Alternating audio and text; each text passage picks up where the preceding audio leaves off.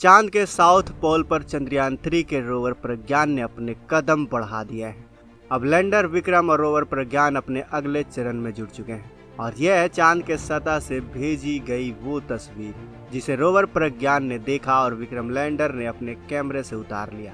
अब पूरी दुनिया नए वर्ल्ड ऑर्डर में भारत की इस जीत को एक नए नजरिए और नैतिकता के साथ देख रही है, क्योंकि भारत ने चांद पर भी अपना ध्रुव चुन लिया है, वो भी खुद के दम पर। स्क्रीन पर चांद की इस तस्वीर को देखिए दोस्तों।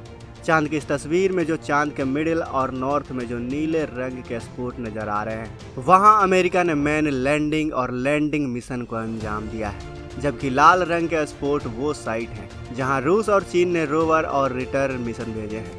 अब जरा चांद के दक्षिणी ध्रुव को गौर से देखिए दोस्तों, जहां इसरो के वैज्ञानिकों ने चंद्रयान 3 की सॉफ्ट लैंडिंग करवाकर भारत का तिरंगा लहरा दिया है। अब खुशी की बात यह है कि हमारा प्रज्ञान रोवर चांद पर जाते ही अपने कमाल दिखाना शुरू कर चुका है। अभी वो क्या कर रहा है इसे भी जानते हैं, लेकिन ये जानने से पहले प्रज्ञान रोवर और लैंडर विक्रम पर कौन कौन से पेलोड लगे हुए हैं, उन पेलोड्स के बारे में बारीकी से समझते हैं ताकि हमें उनकी अहमियत के बारे में अंदाजा लग सके। दोस्तों, विक्रम लैंडर पर कुल 4 पेलोड लगे हुए हैं, रैम्बा LP, चेस्ट LRA और ILSA। इसी तरह रोवर प्रज्ञान पर 2 पेलोड लगे हुए हैं जिनका नाम है APXS यानी अल्फा पार्टिकल एक्सरे स्पेक्ट्रोमीटर और LIBS यानी लेजर इंडक्टेड ब्रेकडाउन स्पेक्ट्रोस्कोप, जो महत्वपूर्ण जानकारियां चांद से जुटाएगा। विक्रम लैंडर से रोवर प्रज्ञान निकल चुका है, लेकिन इसे रिसर्च में भी जिज्ञासा है जो चांद को जानने की है, और इसमें प्रज्ञान रोवर की मदद कर रहा है। इसमें लगे 2 पेलोड APXS और LIBS। चांद के मिट्टी का एलिमेंटल अध्ययन प्रज्ञान का payload alpha particle x-ray spectrometer और चांद की सतह के केमिकल और खनिज कंपोजिशन का अध्ययन कर रहा है ताकि चांद की सतह को समझा जा सके। वहीं LIBS यानी लेजर इंडक्टेड ब्रेकडाउन स्पेक्ट्रोस्कोप चांद की सतह पर लेजर ब्रेकडाउन की मदद से केमिकल एलिमेंट्स की खोज कर रहा है। इससे जो डेटा मिलेगा उसके आधार पर चांद के ट्रेंड्स, एक्सोस्फीयर और क्लाइमेट को समझने में आसानी होगी।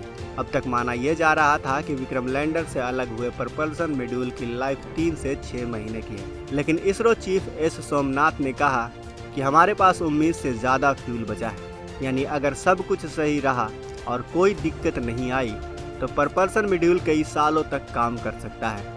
चंद्रयान 3 का रोवर अब 14 दिनों तक चांद की सतह पर अपनी खोजबीन करेगा, डेटा जुटाएगा और लैंडर को इसकी जानकारी दे देगा। फिर लैंडर के जरिए वो जानकारी इसरो के वैज्ञानिकों तक पहुंच जाएगी। जाहिर है कि रोवर प्रज्ञान का चांद से भेजा गया हर एक डेटा सिर्फ भारतीय वैज्ञानिकों के लिए ही नहीं बल्कि पूरी दुनिया के लिए अहम होगा। ये साफ है कि अब तक अछूते चांद का दक्षिणी ध्रुव की पूरी जानकारी जुटाने में रोवर प्रज्ञान काम पर लग चुका है और लैंडर विक्रम भी एक जगह खड़े होकर चांद के वातावरण और चट्टानों के कंपोजिशन का अध्ययन करना शुरू कर चुका है। इस काम में विक्रम लैंडर की मदद कर रहा है। लैंडर पर लगा 4 पेलोड्स, रंभा LP जो चांद की सतह के प्लाज्मा के डेंसिटी की स्टडी कर रहा है, जिसमें इलेक्ट्रॉन और चार्ज पार्टिकल है। दूसरा पेलोड चेस्ट यानी चंद्रास सरफेस थर्मोकेमिकल एक्सपेरिमेंट है। ये चांद के दक्षिणी ध्रुव के पास की सतह की थर्मल प्रॉपर्टीज की स्टडी कर रहा है। जबकि ILSA यानी instrument for lunar seismic activity चांद की सतह पर भूकंप, क्रस्ट और मेंटल से संबंधित रिसर्च कर रहा है। वहीं LRA यानी लेजर रेट्रो रिफ्लेक्टर एरे, यह एक पैसिव एक्सपेरिमेंट है जो मून सिस्टम की डायनेमिक्स पर स्टडी करेगा। आपको बता दें कि यह नासा का लेजर रिफ्लेक्टर है। इसकी मदद से चांद और धरती के बीच की सटीक दूरी को मापा जाएगा। आपकी जानकारी के लिए बता दें कि चांद का एक दिन धरती के 14 दिन के बराबर होता है। इस वजह से चंद्रयान 3 के लैंडर विक्रम और रोवर प्रज्ञान 14 दिनों तक चांद की सतह पर रिसर्च करेंगे।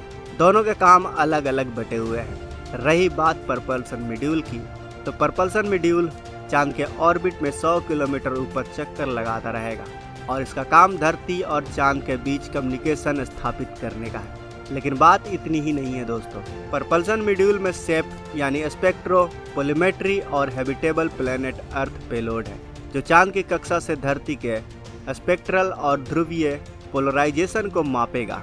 फिर बाकी प्लैनेट्स का एनालाइज करेगा और बताएगा कि क्या उसे वहां जीवन की कोई संभावना नजर आई है या नहीं। दक्षिणी ध्रुव में पानी होने की बात भी कही जाती है और चांद का यह दक्षिणी बिंदु अन्य जमीन से काफी अलग है। आपको बता दें कि भारत के चंद्रयान 3 का ये भी टारगेट है कि प्रज्ञान वहां के मिनरल्स की ज्यादा से ज्यादा जानकारी जुटाए। इससे चांद के निर्माण और सौर मंडल से जुड़ी कई जानकारियां सामने आ सकती है। साथ ही भविष्य में इस जगह मून बेस को भी बनाया जा सकता है। वहीं पानी या बर्फ मिल जाती है तो उसका इस्तेमाल पीने के लिए, उपकरणों को ठंडा करने के लिए और शोध कार्य में किया जा सकता है। साथ ही वैज्ञानिकों का ये भी मानना है कि साउथ पोल में मौजूद एटकेन बेसिन काफ़ी बड़ा क्रिएटर है जिसका व्यास करीब 2500 किलोमीटर का है। इस क्रेटर में मेंटल की ऊपरी सतह या क्रस्ट की निचली सतह के सैंपल को काफ़ी आसानी से प्राप्त किया जा सकता है। इसे चांद के आंतरिक सतह के स्ट्रक्चर के बारे में और उसके आधार पर अन्य प्लैनेट्स की आंतरिक संरचना के बारे में स्टडी किया जा सकता है। भारत के साउथ पोल की महत्ता इससे भी समझी जा सकती है कि चंद्रयान 3 के बाद अब 2025 में अमेरिका आर्टेमिस भेजेगा, जिसके जरिए वो चांद के साउथ पोल पर इंसानों को उतारने वाला है। इसके लिए नासा ने SpaceX से टाई अप भी किया है, जो कि इंसानों को वहां लैंड करवाने के लिए ह्यूमन लैंडिंग सिस्टम बना रहा है। करीब 1 हफ्ते तक एस्ट्रोनॉट चांद की सतह पर चहलकदमी करेंगे और कुछ फोटोज वगैरह कलेक्ट करेंगे। इसके बाद वो पृथ्वी पर वापस लौटेंगे। तो दोस्तों, आज की इस वीडियो में बस इतना ही। वीडियो अच्छी लगी हो, वीडियो में दी गई जानकारी अच्छी लगी हो तो इस वीडियो को लाइक और अपने दोस्तों के साथ शेयर जरूर करें। और अगर आपने अभी तक इस चैनल को सब्सक्राइब नहीं किया है तो इस चैनल को भी सब्सक्राइब। मिलते हैं अगले वीडियो में। वीडियो के अंत तक बने रहने के लिए आपका दिल से धन्यवाद।